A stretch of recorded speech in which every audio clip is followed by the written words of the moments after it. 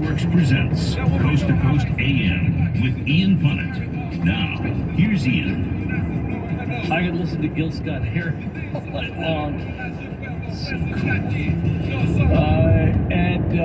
Yeah, the revolution will not be televised. Kent State was not televised.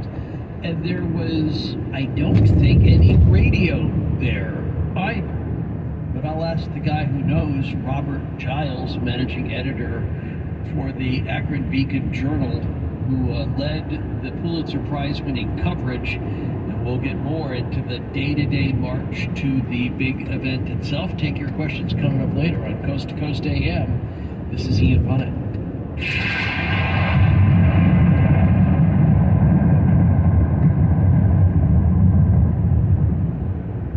There's no sign of identity theft slowing down, and why should it?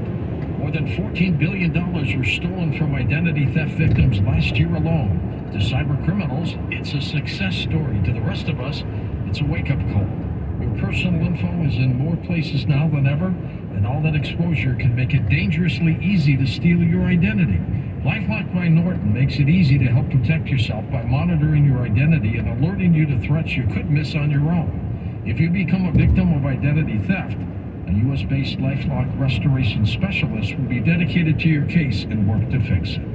No one can prevent all identity theft or monitor all transactions at all businesses, but everyone can save up to 25% off their first year by calling 1-800-LifeLock or to go to lifelock.com and use promo code George. That's promo code George to save up to 25% off your first year. 1-800-LifeLock or lifelock.com. Promo code George. Looking to switch to the most trusted wireless brand?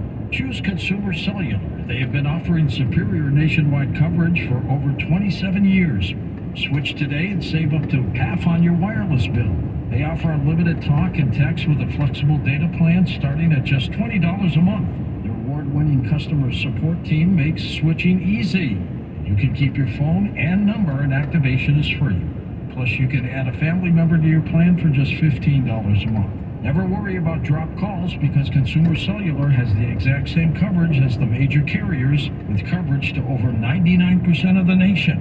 This is all backed by their 100% risk-free guarantee. Also, with Consumer Cellular, you could save up to $250 a year. Go to consumercellular.com/Nori, and for a limited time, get $25 off your wireless bill when you use promo code Nori. That's consumercellular.com/Nori and use promo code Nori for $25 off.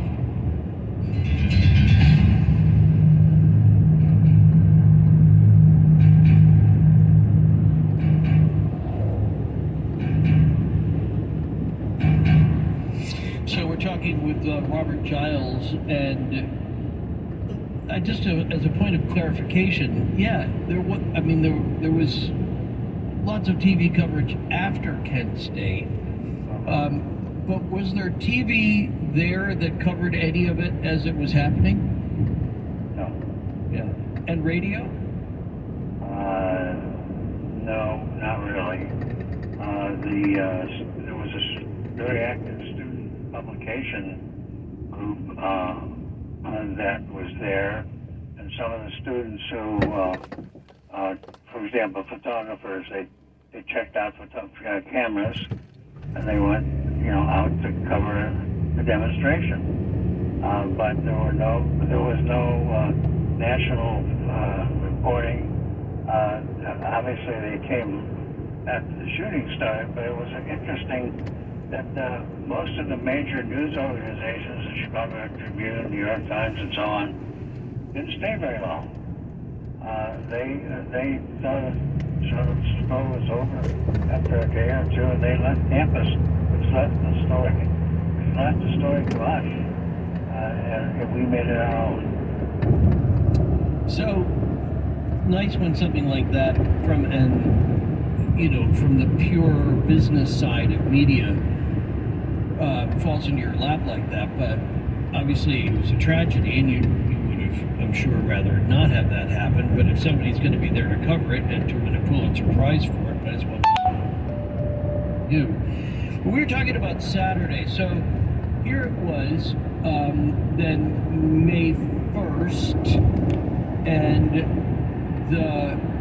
the things that were beginning to happen on campus were a reflection of what had happened since President Nixon's national announcement about troops going into Cambodia. All of this, as you know, what had since been sort of resolved, but at the time was still pretty, very much in debate, and whether a president had a right to do that, could do that without a vote of war powers kind of vote from Congress. So the students protesting that, which is what we would want, I would think, is our students to be so well versed in the Constitution that they knew enough to at least make an argument. They bury the Constitution on the grounds in front of the Bell at Kent State. Then they have a raucous night that night. They get kicked out of bars. The bars are shut down by the mayor. They go home. Everything's quiet till the next day. Is that the day that the National Guard shows up? They begin to show up. Yes, this is on Saturday night, and the kids call for a rally at the old ROTC building. And when they get there, they try to burn it down. And the first time they burned it, the first time they set it on fire, the fire department put it out. And then the students came back and relit it. And then they started, when the fire department showed up, the kids cut the fire hose. So the fire department basically went away and the building burned down. So that building, they said, was so susceptible to fire because it was old, it was made out of wood. And then when the fire department came in, they had it somewhat under control, and then it was reignited by student protesters who then, how do you even cut fire hoses? I mean, I remember that at the time, you'd need like an axe or like a chainsaw or something, because that stuff's really hard to cut through, isn't it? Or was it just rubber? I don't know the answer to that question. Yeah, but you know what I mean? I mean, like... Of course, yes. That makes a lot of sense. But I would suspect that they were probably rubber hoses. Like relics from when that ROTC building was state of the art. If you think about what a university fire department has in terms of equipment, Right. Not the most modern. No, probably not. So we're talking with Robert Giles as we go over Kent State. So then students, I mean, there's a large quad area there on campus. It's a beautiful campus. What were you, as the managing editor of the Akron Beacon Journal, what were you getting? What signals were you getting that something might be coming? I mean, it may not be what it turned into, but were you getting feelings as of that Saturday? And how was it then that you were in charge of that coverage? Wasn't somebody on vacation or something?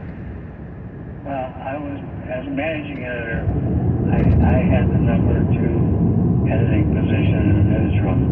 And my executive editor, a man named Ben Mainberg, was the overall boss of the newsroom. And he had gone to Israel with a group of local businessmen from Akron, and he was out of town. And I remember so distinctly that he came to tell me that he was on his way out. He said, "You're in charge, don't screw it up." Yeah. And so I had that hanging over my head, because this was obviously something, as the shooting occurred and all the things that we did following it, was really quite a major thing for all of us. And me, and I was in charge, and I had to make sure that nobody was spared, and that we did what we had been taught to do so vigorously by our bosses over the years. Let's talk about the campus newspaper yearbook. You know, every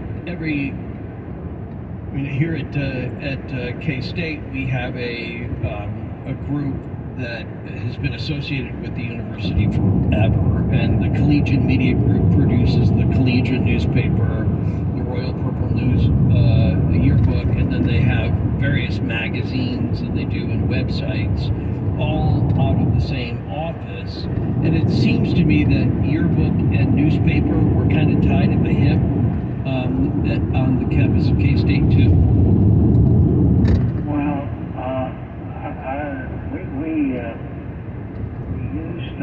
we gave jobs to a number of students, or journalism students, who became stringers around on Kent State campus. So we had a pretty deep bench of young journalism students who had been covering a lot of this stuff, demonstrations and other events on campus, so that when we sent them out on over that weekend and then on Monday, we knew that they were well versed. They had great sources.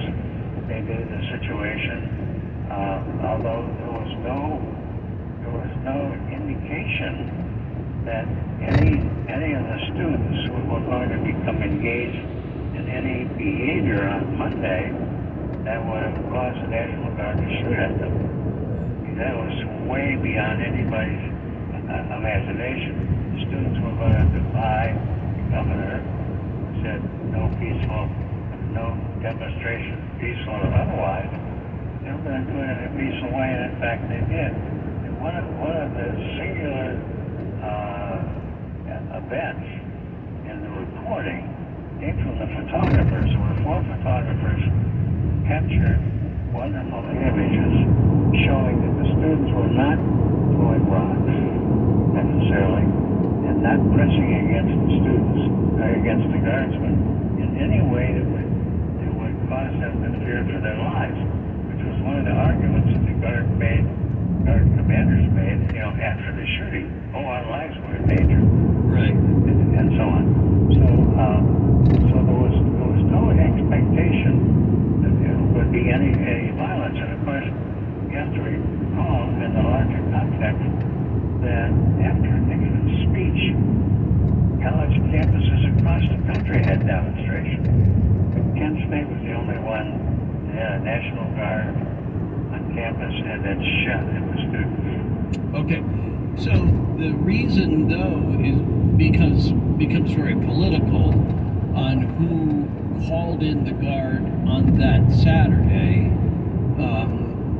and began to amass this, Ohio National Guard so-called defense of the campus. What were the political circumstances that led to that decision? Well, the governor's office authorized the calling in of the National Guard, but the political element is that the day after May 4th, May 5th was the primary election day in Ohio, and the governor, James Rhodes, was running against Bob Taft for the Republican nomination for the United States Senate. And Rhodes was term limited out. He had served 2 terms as governor. He was very popular. And he wanted to he came to campus on Sunday morning, May the 3rd, and he wanted to use that visit to demonstrate to his base, his conservative base, what a tough guy he was against these, what he called the radical students. And he came to the campus and he made a speech in which he called them, these kids who were demonstrating, expressing their First Amendment rights to protest, called them worse than the Nazi brown shirts, radicals, and so on. A lot of really strong language, and he was talking to his base. He wasn't talking to people in the town. He was talking to his base, and hoping that they would respond by giving him enough votes to beat Bob Taft. These are the law and order years in a lot of ways. This whole law and order, yes, sure. Yeah, you just heard that term all the time back then. I was a kid, but I remember that. Politicians would run on that. And they would use, I'll come in and there's a new sheriff and all of that other stuff that they would do. So, Robert Giles, let me ask you then, so it was the governor who came in on Sunday morning. What was Saturday night like before the Kent State shootings? What was the campus like? What was the town like? And who was covering that? Were you feeling a gathering storm coming? Well, on Saturday night was when the ROTC building was burned. Right. And so we had two reporters out there, and so we had the story for a Sunday paper. But again, we just, we looked at it as student mischief, and we covered it as kids protesting against Nixon sent the order to go to Cambodia by burning down the ROTC building. And it was during that period when the fires were, I guess, finally burning out, the National Guard started to show up. And to come from Akron, which is 12 miles away. Right. And they had been riding shotgun on a Teamster strike across the highways of Ohio. So they were nearby, and it was easy to get them there. And there they came. How many came? Well, they had about 700 or 800. They had a lot of soldiers. And some of them would have been, I would guess, because they were Ohio National Guard, some of them would have been from not that far away. Probably. Obviously we didn't track their home of origin back too many, but clearly some of them, many of them, had never been on a college campus. Right. And they also had never had riot control training. They were armed with World War II type weapons, M1 rifles, steel helmets. They had these gas masks that were very uncomfortable. It was a warm day, as it turned out, on May 4th, and they were uncomfortable in them, and then they were firing tear gas. Which also was sneaking in behind the eyepieces of their gas masks.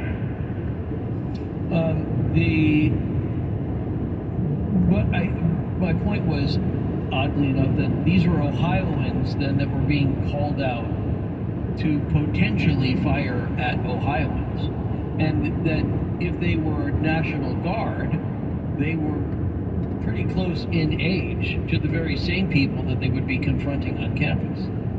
That's right. Got it. It was the really awful thing was that you had soldiers of the United States government, I mean the National Guard, considered that firing on college students on their own campus, that was a horrible thing. Yeah. But that's truly what it was. Right. And I know you used the word massacre. The operative word that I remember is that they were murdered. And it took a long time for that word murder to be accepted as in the language of Kent State. A lot of people who were very upset and so on said students were murdered, they're killing our kids and so on. But it wasn't until an agent of the United Nations used the word murder in a resolution that it became established that, yes, this was murder. That's really interesting. I was unaware of that. Thank you for that. I'll share something I got in a tweet. My dad, an Army vet, was attending Ohio State years before Kent State, and while watching protests, though, witnessed soldiers loading live ammo into their rifles, which was illegal at the time, which speaks to when you said nobody thought that, these M1s we're going to have live rounds of.